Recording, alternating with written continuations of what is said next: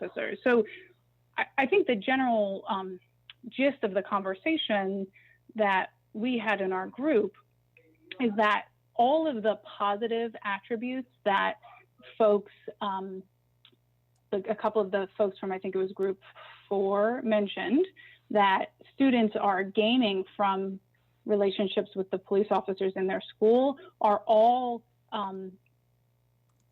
benefits that could come from other adults who are not police officers, and that don't bring with them the harms that Brenda and some of the other folks were just discussing. That there is absolutely nothing inherent in being a police officer that allows that person to, form a certain relationship with the vast majority of students. And we need to look at all of the students, not the individual, number who might benefit from that sort of kind of more,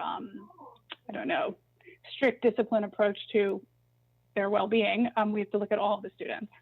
So that's kind of where I think we were coming from, and certainly where I come from personally, is that the harms of having the officers there outweigh the benefits. And we know for sure that students benefit from mental health treatment and restorative justice and counselors and more teachers and all of this. So that's where we should be focusing. And clearly, if students commit crimes and the police believe that the school believes that the police need to be involved the same way any public agency would want to involve a police officer in response to the commission of a crime, the school clearly has the ability to still do that.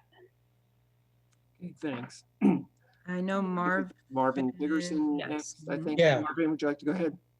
Yeah, I think it's important for us to provide a different perspective on this as well. And this came up in our group. It seems like to me, whenever we discuss the SROs and this whole issue, the SROs are viewed as the target of the discussion. Let's remove the SROs, but it's really not getting to the root of the problem. The root of the problem is there's so much evidence that is the administrators and other folks in the school are utilizing this resource as a disciplinary tool against students of color, okay? If you eliminate them and you don't deal with the root cause, it will just shift its attention somewhere else. And I mean, and I'm just giving you a perspective. I'm a business guy. I'm a parent. I've been in Montgomery County for over 25 years. And I've spoken to members of council about this. I've worked in the schools, and they're going to have a hard time convincing residents to just remove SROs out of the school, because there are so many other tentacles that these resources play in the school that in Montgomery County, we just don't like to talk about, okay? These SROs are their sources of intel. They're safe havens for school, for some students as well. Yeah, all these things have problems, but I mean, I just want us to avoid going down any path that any group or any agenda goes far down a path of pushing their own silo, their own agenda, that we lose sight of who we're trying to serve here. And that is those kids. And I, as an African-American male, am not happy about the statistics on the disproportionality of how the number of kids that are arrested and end up with criminal records. But I think if we're going to make a recommendation, we should get to the root cause and deal with their counselors in these schools. And we're talking about bringing other counselors in, but their hands are not totally clean and misusing these SROs and using things improperly in terms of discipline. So if we'll make a recommendation, let's deal with the root cause of it. Let's get to dealing with what we need to do with these administrators by misusing these systems, what we need to do, because there are other programs that are in these schools that depend on some of these relationships. And if you just eliminate and pull them out, you're going to have unintended consequences. And at the end of the day, I think we're going to end up hurting students and families. So that's my perspective. Thank you. It's very helpful. I think Maria Lynn and Bishop Walker are in the queue. Is that right? Yeah, Bishop and then Maria Lynn and then Danielle. Okay. I think sometimes when we're dealing with ESOs, that it's not only an issue of what the students are in way of counseling or no counseling or the presence of police. I think it's a dual combination, because sometimes staff is insensitive to the different cultural differences, even from where they come from, and which presents a situation where particular staff, whether it's teaching or administration, they're there to do a job. And when they encounter these, what could sometimes be not really a full discipline issue, because who knows what that child or student is going through. First thing is, okay, well, let's just call this officer, because I don't want to deal with this confrontation or this somewhat discipline issue. So, and then you look at, in my mind, I look at, is this a funding issue? Are the schools receiving certain fundings to have this program in their schools, and to utilize them to a point where they have to make, I guess, sense of their presence. So it's, of course, unfortunately, again, Black and brown students who are suffering more. And I use that term on purpose, suffering, because, a lot of times it's not behavioral issues. Sometimes it's hunger issues. I know I don't want to go too far off on that, but, there are other issues that students are going through that can create a mental crisis, especially if they go home and most of the responsibility of the home is on them, because the parents work 2-3 jobs. So they have to come home, feed their little brothers and sisters, and maybe there's not enough food and still have to study and go back to school. Walking from their home to the bus stop can encounter all kind of pressures from those who are maybe not looking at education as their first resource. And so having to get through that, in other words, gang activity, and, coming home and being teased, oh, you're a bookworm, you're smart. So there's a lot of pressure. So I think that if we're talking about pulling them out, what are we replacing that with? And if we do talk about counseling, I think it has to be both for the staff and understanding these, there are cultural differences.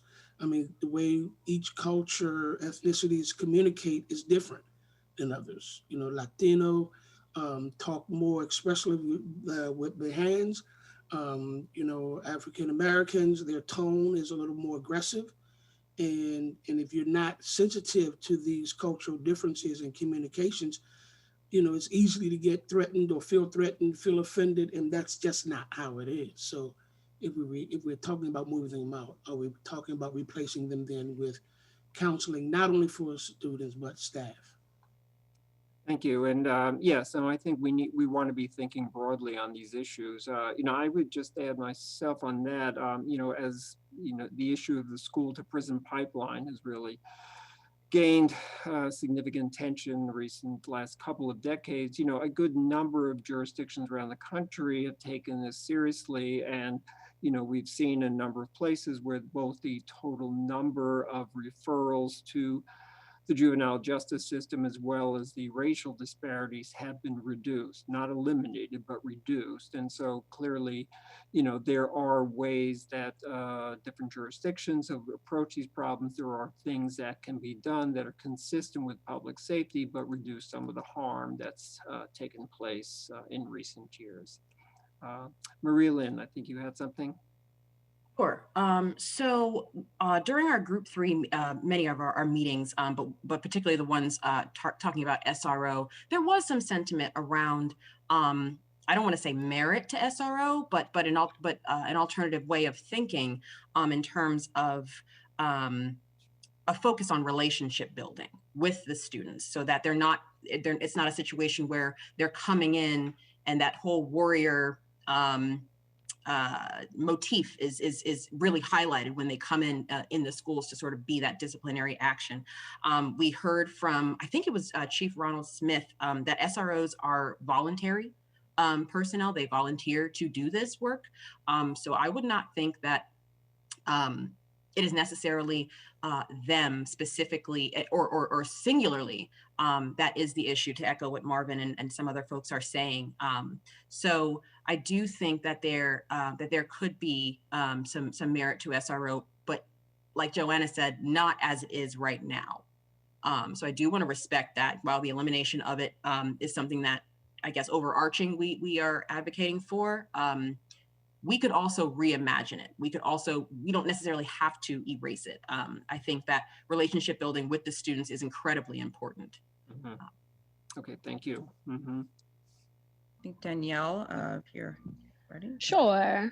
And just to add to that, and to add to Marvin's comment as well, it's really important not to push any particular agenda so much that we don't look at some of the facts and some of the statistics. And the statistics show that the presence of police in schools systemically cause harm, and they disproportionately cause harm to students of color and students with disabilities, like IEPs, right?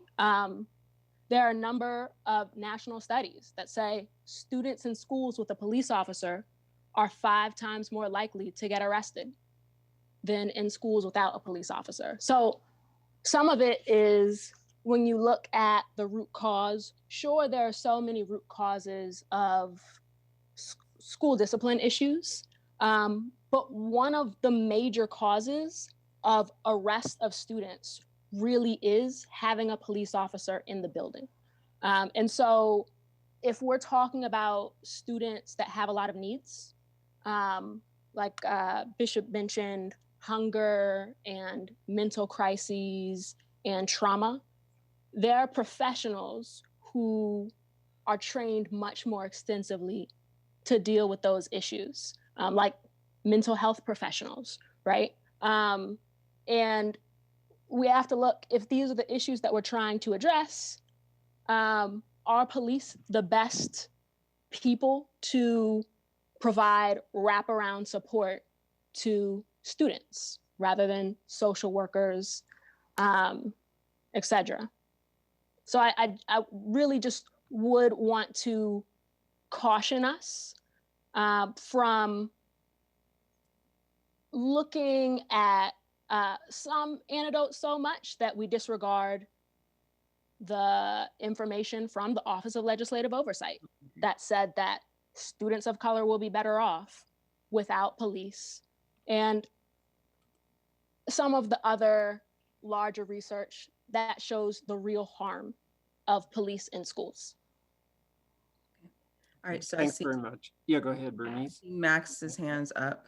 Okay, and let me say, we've got really just a few more minutes on this Yeah, issue. I think Max might be the last one, unless we can squeeze someone else in, but I think, yeah, we're getting short on time about the other topic, but Max will probably be the last. I'll try to keep it quick. One thing I wanted to kind of formally put it on the voice record that our group 2, the budget group, did discuss SROs and agrees with the position to eliminate the program, just so we've kind of got that in the mix, and some of this is coming down to a majority vote.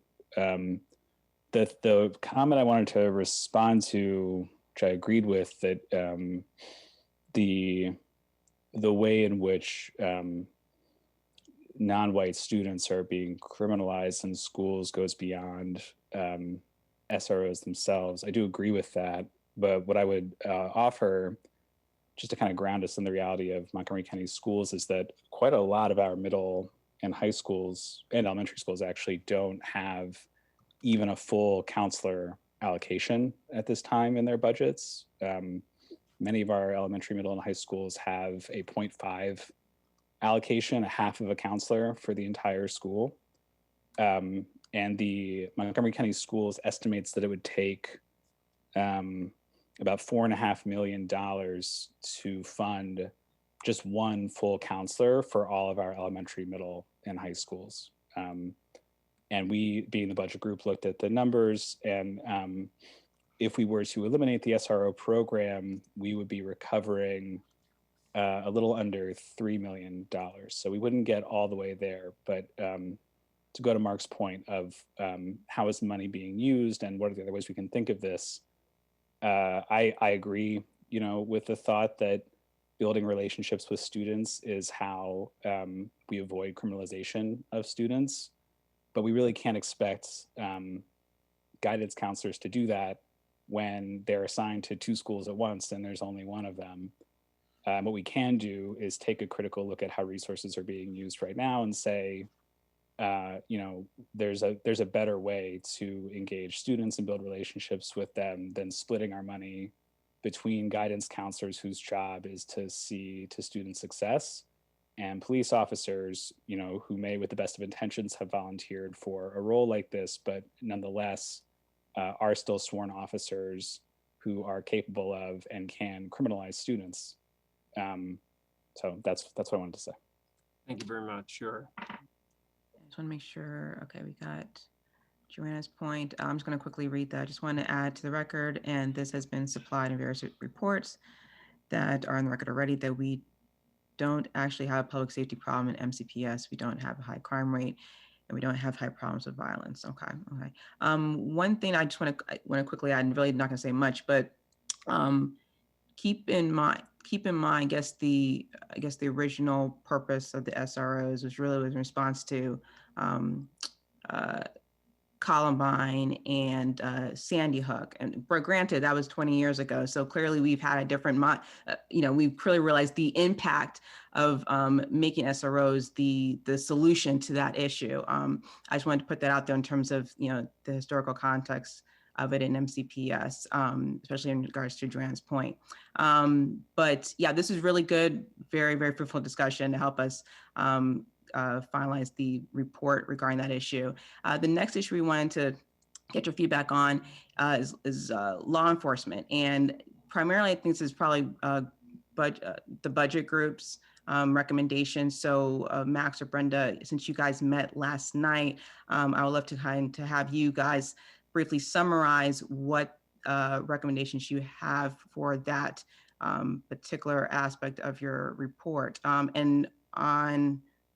I did ask if it was okay for Simone to help moderate the chat for us while we have this conversation. She offered to do that, and I thank her for that. So Brenda or Max, we are wanting to have this conversation. If one of you can kind of just chime in and kind of give an overall summary based upon last night's meeting, what you guys have come up with in terms of dealing. I know you talked about automated traffic enforcement, but if there was a little more details to that, that'd be great. Or if any of the group members can chime in as well, that would be appreciated. Sure, so I can get us started, but we're looking at traffic enforcement. Like I mentioned, we really wanted to hone in on certain issues that seem to really have poor outcomes when you look at it in terms of racial equity. So what we found in looking at the OLO reports was that we have data that really does not look good. So for instance, in Montgomery County, Black males actually are the most likely group to be stopped because of traffic stops at a percentage of 38%. So not great. And if we look at it even more closely, in general, we see that Black people in Montgomery County, and in Montgomery County, Black people make up 20% of the population. They account for 27% of the traffic stops. So that right there is disproportionate. If we look at Native Americans, we see that they account for less than 1% of the population in Montgomery County, yet they account for 11.6% of traffic stops. If we're looking at the white population in Montgomery County, that's 60%. They account for 14% of traffic stops. So we start seeing that flip there. If we also look at the Asian population in Montgomery County, they account for 15% of the population, but 7% of traffic stops. From here, we can also even look at data that the Office of Legislative Oversight has provided us. And there's definitely a lot more interesting things, but I'm just going to briefly talk about something that stood out to me. When we look at the number of violations per traffic stop by race and ethnicity, we're again finding these inequitable outcomes. We see that Black and Latinx drivers are most likely to get 6 or more violations on a single traffic stop. Now, can you guess which group is most likely to have just one? I think you probably can. And if you are guessing white and Asian, then you would be correct. So right then and there, we see that we have outcomes that are showing clearly disproportionate outcomes that are driven by race and ethnicity. And that there is the definition of racial inequity. So what we propose to help our county better address this is a method to take out that human factor, because I'll let you know right now that I have bias. Each and every one of us has bias. It's part of being human. So a way for us to move away from that bias would to be using fully automated traffic enforcement. So by that, we could use, or what we mean are like speed cameras or red light cameras. There's also traffic calming designs that can be put into place. But our recommendations at this time are to move to fully automated traffic enforcement through the expansion of speed and intersection camera programs, and reduce sworn officer full-time equivalents across the county in proportion to the current time spent by those full-time officers in traffic enforcement. Now, of course, we realize this would have costs up front, but it's our group's understanding that the automated traffic enforcement is actually a revenue generating activity for the county.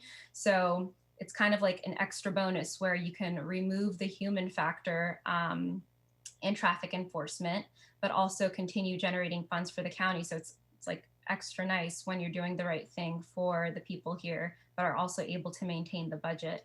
Other recommendations from this would include that money saved from eliminating these sworn officer full-time equivalents or positions could instead be transferred to Health and Human Services and the Montgomery County Department of Transportation. These funds being sent to Health and Human Services should be used for annual reviews of individual officer performance on traffic enforcement matters where human contact is still necessary. Now, we wanted to really add this recommendation in here because, of course, there's still going to be instances where police officers will have to get involved in traffic matters. And of course, you want to be sure that when that occurs, since we know that this is an issue that's ongoing, it's part of being human, bias exists, we should be tracking and monitoring these things and being able to provide feedback to officers. And of course, by having it outside of Montgomery County Police and with the Department of Health and Human Services, that helps provide a layer of objectivity. We also recommended to have the funds moved to the Montgomery County Department of Transportation, and this would be to create new traffic calming construction, and it would focus on areas with high pedestrian casualties. We also made the recommendation that the county executive should work with state legislators and the county council to support State Bill MC 421, and that would actually allow for the transfer of oversight for automated traffic enforcement to go from Montgomery County Police Department to Montgomery County Department of Transportation, which is actually also in line with the recommendation we had made on this section. We also have realized that, you know, often what is recommended when, you know, there are these issues of racial inequity in policing and public safety, that typically what people look to are training courses. And of course, training is absolutely essential to improving human behavior and giving people the skills and expectations for their job, but training alone has not been shown to be effective to improve these outcomes. So in the spirit of truly wanting to relook at how we handle public safety and policing in this county, we really had to think outside the box for how we can make traffic enforcement something that provides better outcomes for everyone, that are equitable, and remove that human element of bias as much as possible. Oh, I think you might be muted. I am. Yes, I am. Sorry about that. Thank you for bringing that the train portion up of your recommendations, Brenda, because I wanted to bring Chris Bolton into the conversation to talk about Group 3's recommendations related to traffic enforcement. Yes. Just Can everybody hear me FYI, okay? after, I'm sorry, Chris, Bernice, FYI, after Chris, it's Yes. Snyder. Okay, yes, thank you. Okay. Good Go ahead, evening, Chris. everyone. So I just wanted to say that I talked to a few officers about transferring traffic enforcement to DOT. And one officer said it best. The number one reason for officer deaths is domestic violence calls. The number two cause of death in officers is traffic stops, where something happens during a traffic stop. So most of the officers that I've spoken with agree with it. They don't agree with it fully, like giving it over to DOT fully. They still want to make their traffic stops.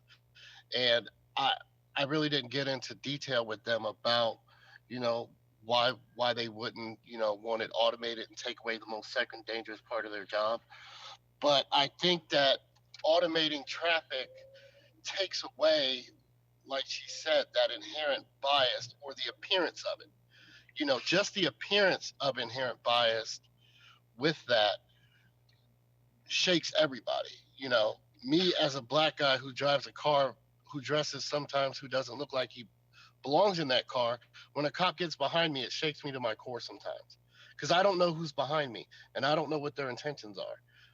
So automating that, I think, will take a lot of that stress off of people that, um, you know, when you see that car get behind you, is he just running my tag to make sure it's not stolen and then he'll move on? Because if I'm speeding, the speed camera on the next block will catch it, and then that officer goes home safe, and so do I, and I don't feel so fearful. So that's just the part that I wanted to add. Okay, and then Scott. Yeah, thanks. I wanted to add something. The other thing we talked about in Group 3 is eliminating, to the extent possible, pretext stops. Basically taking a lot of these minor offenses, like you forgot to put on your turn signal, or things like that, and saying, well, those are not things that we think people should be stopped for. Because, there's a lot of discretion that goes into the officer's decision to stop somebody on a pretext stop. And what they're doing is they're hoping that when they stop somebody, maybe they'll search the car and find out that they have weapons or drugs, whatever. But we also included a recommendation in our group that that if somebody asks, if an officer asks to search a car, they have to, at the same time, inform the driver of their rights to refuse a search, and that it won't be held against them if they refuse the search.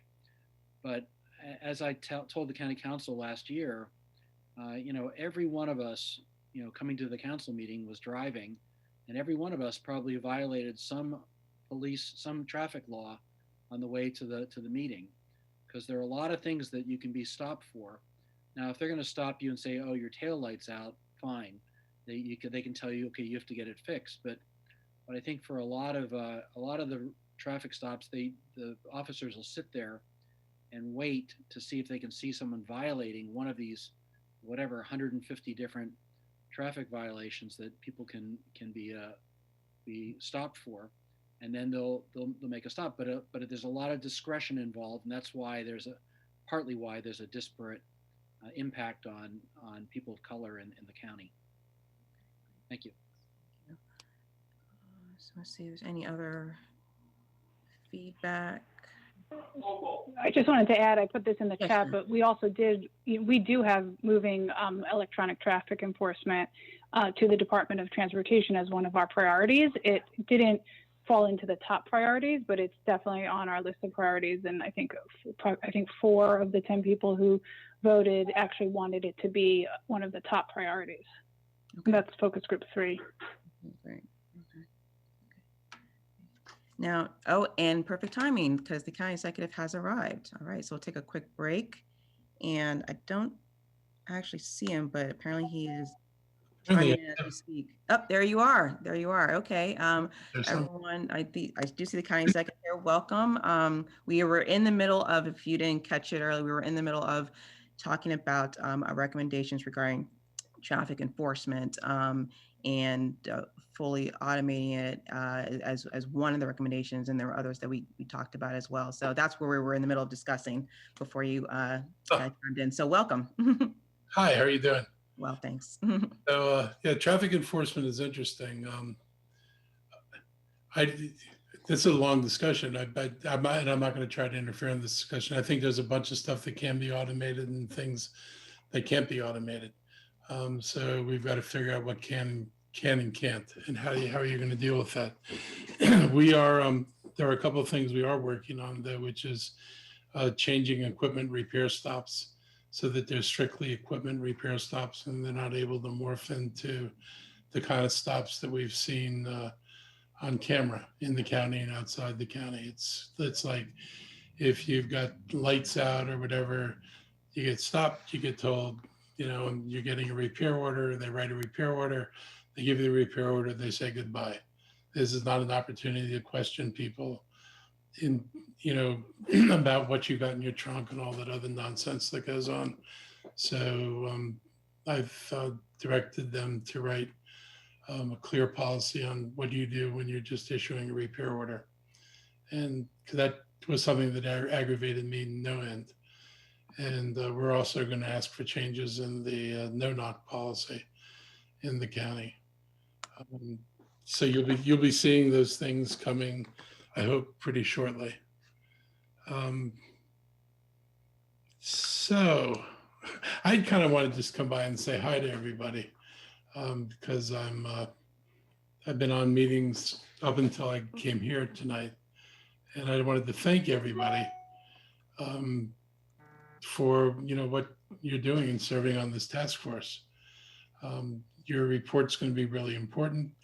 I think it's going to play, you know, a major role in some of the reforms we want to do, and I'm optimistic that that we'll be able to, you know, bring about some changes. I got questions already. Yes. Well, you know, when you're here, it's bound to happen, right? So I just want to be sure that everybody knows how much I appreciate this work, though, because my goal was to have a community group that was truly independent, look at this work, and for the votes to be taken by community members, so it reflected the views of folks in this community. So I'm really happy to see everybody here, and I'm looking forward to your final report. So Joanne wants to know why I'm limiting this to repair orders and not just other traffic infractions. Most other traffic infractions have a reason for saying, did you do this? It is not that you've been speeding or anything else. The repair orders have been a nuisance because they're just stopping people and turning them into questioning opportunities. Or at least, I can't say it happens all the time, but it happens. And we don't want that to happen. And so if there's a legitimate reason to tell somebody they have to get their lights fixed, we want to make sure that is the extent of what happens. I mean, the issue with cameras is the cameras are great for picking like a one-time, like we use speed cameras, and that the use of them is somewhat limited by the state, but we're able to use speed cameras. We have red light cameras. We don't have stop line cameras. We don't have red light cameras on every red light. And the concerns are at some point if somebody's going through every red light, say down Georgia Avenue, that is flat out dangerous driving. And the idea that they would wind up getting 6 tickets for running a red light when they could be putting people at risk is not of much comfort to people if somebody gets killed in an accident for somebody driving like that. Same thing with speeding. You could blow through a speed camera, you'll get your ticket for speeding. But if you continue to speed and speed and speed, that's dangerous. And the point of, you know, the point of the tickets from the speed cameras or from red light cameras is to get you to stop doing something, not to collect money. So if people are engaged in things in a way where they're obviously not worried about the money, they're worried about the cameras, they're not worried about the money, they just want to speed. Police need to be able to stop somebody from running lights recklessly and running the speed limit recklessly. And yes, police are not always, somebody's written in, police aren't always there. I will never have enough police, nor do I want to have enough police to be on every street corner and every intersection 24 hours a day. So that's not going to happen. But to the extent that if an officer sees it, you want them to be able to stop it. So on the other hand, that doesn't mean if I got lights in an intersection, an officer doesn't have to follow up on somebody just going through a light at an intersection, because they're going to get a red light ticket anyway. But if they see that person doing it continually, they've got reasons for doing things. But my goal is to lessen the impact and lessen the presence to some extent. The person says, can't the police use the person's license plate and send the repair order by email? People have to actually sign these things. I wouldn't know how to give them an email just based on their license plate necessarily. So I don't know how that would work. I think the problem is what's happened with the stops after the stops occur. And those are the things that I've seen that have really bothered me. And I don't want that opportunity to present itself again. What else is here? Were you talking about eliminating pretext stops before you? Yep. Those to me are a major thing we would like to see changed. I would like to see changed. I'm sure you would like to see changed. And I do agree that therapists are better than police officers in schools. When I was on the council, I kept arguing that I was really sad that we were putting so many police officers in schools. I'm perfectly content to see a change in the SRO policy. We have to deal with what the state law requires. We are having discussions now about what the county has to do to meet the minimum requirements of the state law. This whole thing was not triggered by Montgomery County. It was triggered by a state law, and it requires a police presence of some sort, at least in the high schools. And there's one part of it that it's where we're trying to determine what is advisory and what is required. And whatever law we pass will have to be consistent with what the state law is. But my thought was to take the officers out of the schools as where they would sit all day long, that we would have them assigned to beats that included the school, but a smaller beat as opposed to the very large beats that exist today. And if they, need to be, show up when the buses are coming in and maybe pay a visit around lunchtime or come back at the end of the day, but not to be stationed in the school for hours at a time, basically to be nearby, but doing police work while they're nearby. So that would be my goal, is to not have them in school. I always thought that was problematic. It would get me better coverage in places where the police talk about not being able to provide the coverage they would like to provide. So I think it would be beneficial if we made this change. But at the end of the day, whatever happens is going to wind up being determined by what the interpretation of the state law says. And that's not up to me, and it's not even up to the county attorney. Any other thoughts? I was going to chime in, but I want to make sure everyone else had a chance. Chris, did you have a point? Or your hand is still raised, but I wasn't sure if that was from a previous comment or not. No, that was from a previous comment. Let me put it down. Sorry. Okay, no problem. Before you chimed in, Mr. County Executive, I wanted to ask a question about to the group about the automated traffic enforcement cameras for an expansion. My concern is, where are you going to put them? I mean, is it going to be equitably distributed across the county, or are we talking about particular areas that happen to be populated with Black and Brown residents? I mean, I really want to make sure I understand that, because if we're talking about eliminating any appearance of bias, which is a valid point to automating it, we don't also want to create a situation where we are criminalizing certain communities over others. I don't know. I'm just wanting to kind of get your thoughts on that aspect of it. Yeah, we discussed that.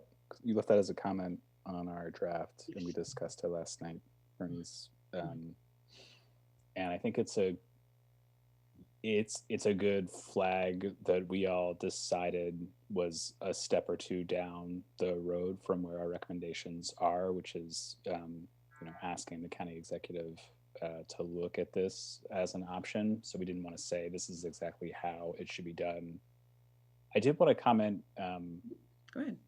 And I think it's to the point you're making that I hope we can all stay grounded in the reality that we have a significant challenge on our hands in the way that traffic enforcement is currently taking place. And I think that exploring hypothetical situations where we could have other kinds of problems, whether it's cameras being deployed inequitably, or somebody flying at top speed down Georgia Avenue, or whatever the case, those are all worth our consideration. But I think they need to be set against the reality, the grim reality, that the OLO estimates that 1 in 4 Black folks in this county were stopped in the course of traffic enforcement just in 2019. And we see that almost a third of traffic stops are of Black residents in Montgomery County, which is obviously far out of proportion to how many Black folks live in Montgomery County. So I just hope that we can kind of, as we're thinking about in a very fair way, like, well, what could be the problems with moving to an automated approach, that we can keep in mind that we need to make some significant changes because we have a really serious problem right now that is not hypothetical, that's very real, and it's affecting our communities, and it's affecting people's trust in law enforcement, and it's affecting their ability just to go from place to place. I don't disagree with you at all. I mean, the trust is a major issue, and disproportionality is a major issue. And I kind of would say, in a better world, and if we just could have flat out rational discussions and you could train people properly, police use enormous amount of discretion. Everybody doesn't get a ticket for failing to signal. Everybody doesn't get a ticket for, rolling through a stop sign, or, making the turn without coming to a full stop. And it would be nice if an officer could just make that discretionary call based on whether they did it and there was no danger to anybody else, or they did it and put other people at risk. That, in my mind, if you're going to make decisions about when you give a ticket and when you don't, if the behavior isn't truly, genuinely dangerous, and if, there are plenty of intersections. I live near Piney Branch Road and Silver Spring Avenue. And I can't tell you how many times if I'm there at midnight and I get the light right when it turns red in my direction, and I'm sitting there for over 2 minutes and not see a car in sight, and I know I cannot cross that road because it's, I'm going through a red light. It would be nice if you could make a rational case and an officer could say, yeah, there were no cars coming, there are no lights on the horizon, this is not worth my time. But getting people to be subjective is really hard. And the flip side of this is cameras have no subjectivity at all. They also have no, was this really a terrible thing that somebody did? And so judging whether somebody rolled the stop sign with the camera or stopped with their front bumper, going too far, everybody will get it. And, my fear is that it'll go from the extreme of not enforcing everything. We all have examples of things where we clearly saw somebody do something that wasn't right, everybody getting hit with everything anybody ever does. And people may view that as over policing. And that's not what I want either. I don't want, it'd be a great revenue source, but I'm not interested in this being, a great revenue source. I mean, the whole point of the role of police and everything is supposed to be to try to make people safe, not to arrest people. It shouldn't be measured by, I'd be happier if the measurement was cameras showed that the speed on this track of 355 dropped from last year because police were more visible rather than police issued these many tickets on 355. I mean, the outcome is safety. Tickets are the punishment for whatever the officer decides they're going to punish. And because people use discretion, not everybody gets punished for the same things. It's a frustrating dilemma. Right. And I do see Chief Duvall made a point to note the challenge, I guess, the limitations on the cameras, whether they're outside of school zone and silent issues. So I appreciate that information and help us understand the automated traffic enforcement program. I do want to, I think, unless someone has another question, I do want to ask another one, but if someone else has another question, that would be it for the traffic enforcement discussion. Okay. Well, I do want to, I hate to pull people in, but I do want to have actually a question for Alan Wolf and John McCarthy in terms of the number of traffic cases that are going through the courthouse. I mean, once someone's, we're talking about repeat offenders, once someone's arrested on traffic enforcement, how voluminous are the traffic cases in Montgomery County? And you guys are, on the ground more so than any of us. So if you guys can kind of chime in on that to help us understand the impact, that'd be great.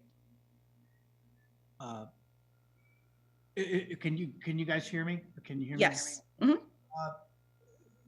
It depends, but if they're non-enforceable traffic tickets, which is the vast majority, there are dockets each day that handle them. Most of the non-incarcerables are tickets you can pay, and the very vast majority of people don't come to court. Those tickets are not handled by the state's attorney's office. If you ever got a ticket, for going through a red light, as Mark just described, you would appear in court, just you, the officer, and a judge. There's no prosecutors or people involved in it. It's just those people, and the judge will probably go through 2 dockets.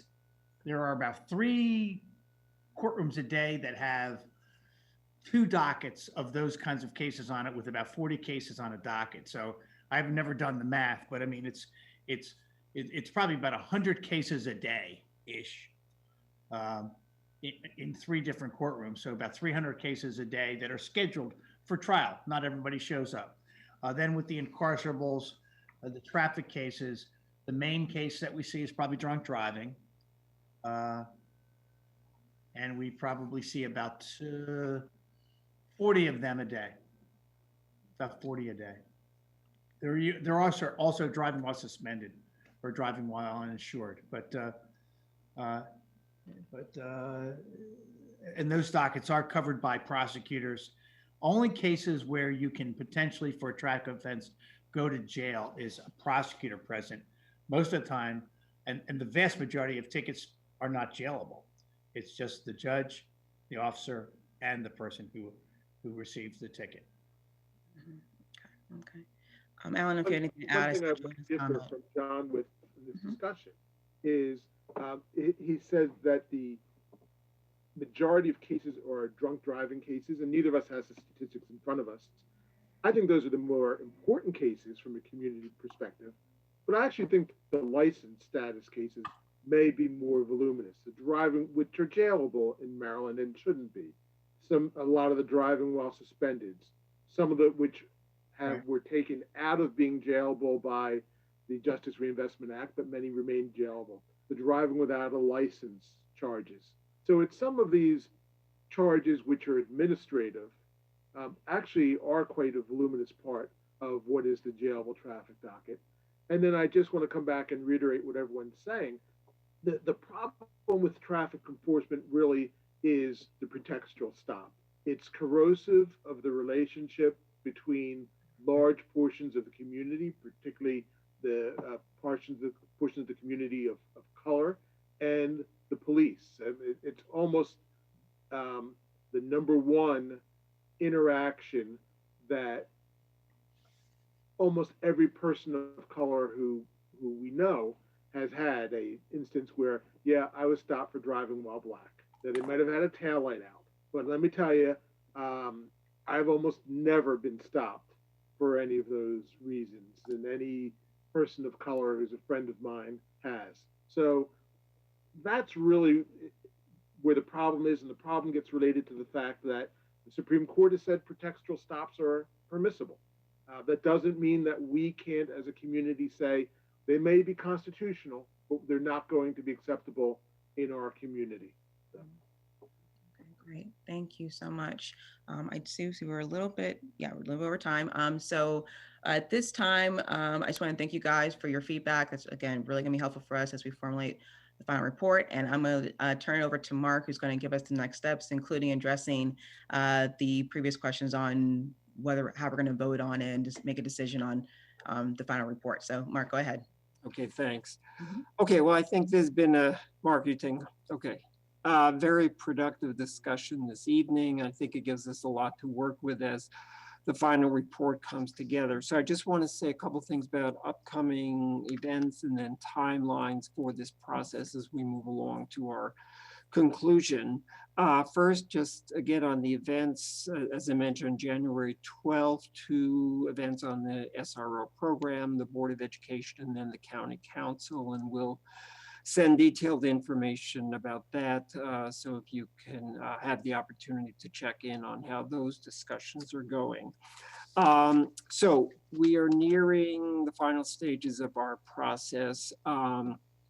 Bernice and I are going to be very involved with the final report with the support from the consultants from Effective Law Enforcement for All. We had sent around a calendar a couple of weeks ago with key dates on this process, so please check on that. But basically, the task force members will have a unfortunately brief time to review the draft final report, basically from January 13th through 15th, with the comments and reactions due by the 15th. In the best of all worlds, we'd have more time, but this is the timeline we have. So we just hope that you can block out some time then to review the report. I would encourage you to look for big picture issues as you review the report. If there's something that we somehow have got egregiously wrong from the conversations in the groups, we need to hear that. If there's something that we inadvertently omitted, that's a key issue, we want to hear that. We'd rather you don't spend a lot of time tweaking wording unless the wording is a legal issue that needs to be changed, or you determine it's significant enough in terms of the meaning. So in broad strokes, that's what we'd like to hear from you as we hear back. The following week, we'll be finalizing the report, and the report will be sent to the County Executive's Office on January 22nd. The following week, Bernice and I will be meeting with Mark Elrich to discuss the report and what we see as the key issues that we've presented there. The week after that, the report will be released to the public in a formal way. That's going to be on February 2nd. The county will put out a press release to accompany it, and county people will be available for press discussions. And then the week after that, February 9th, we will have another community forum, similar in some respects to the one we had in December, but this time the report will be out there. We will send it in advance, make it available to everyone. And so it'll be an opportunity to talk with people in the community about implementation of the recommendations in the report, looking at the key areas that we've addressed and trying to gain support, trying to give people a sense of how we can all work together to try to implement these with county political leaders and others as well. So that's, as I said, that's a tight timeline we're working on. In terms of one more time, I know there's been some discussion in the chat rooms about voting and things like that. As Bernice and I view it, each of the 5 focus groups, whether you've had a formal vote or some other way of making decisions, you've each enabled a process that has determined what the key recommendations are coming out of your group. So there's no need for the full task force to review that or second guess what your recommendations were in a separate vote. Each of the 5 focus group reports will be included in the final report itself. We won't be doing terribly much in terms of editing what you've produced because you've been through several rounds and your reports are generally looking very good. You know, there will be some tweaking for consistency among the 5 reports and the like. And then the other part of it is pulling out the key recommendations from the 5 groups. We'll have some introductory material describing the origins of the task force, listing of the members and leadership in the group as well. So that's the process we're going through right now. We will very much try to keep you informed very clearly and with as much advance notice as we possibly can for each of these decision dates coming up and events coming up and the like. We've only got a few minutes. Are there any particular questions or concerns about the process issues and the like that we can clear up before we adjourn for the evening? Yeah, Mark, this is Marvin Dickerson. Sure. I actually have a question. In terms of, I followed your entire process through how you're going to go through the reports and kind of pull out those recommendations that kind of bubble up. Is there a rubric or criteria that you guys have put together that you're using across all 5 of those groups to actually determine how you're going to pull those out, or is it kind of ad hoc? I hate to say it's ad hoc. I prefer think of it as informed ad hoc, if there is such a thing. And what I mean by that is, you know, I think there are several criteria Bernice and I would like to use. One is the degree to which different groups have focused on a particular recommendation or a particular area of activity will be one way. We'll know the degree of concern expressed in the full task force. Another part of the process will be, it's partly a judgment call, but our judgment of the significance of a particular recommendation for reimagining public safety broadly. There will be some practical considerations going into it. My thinking, Bernice and I haven't talked about this too much yet. It's probably best, I think, if we have a mix of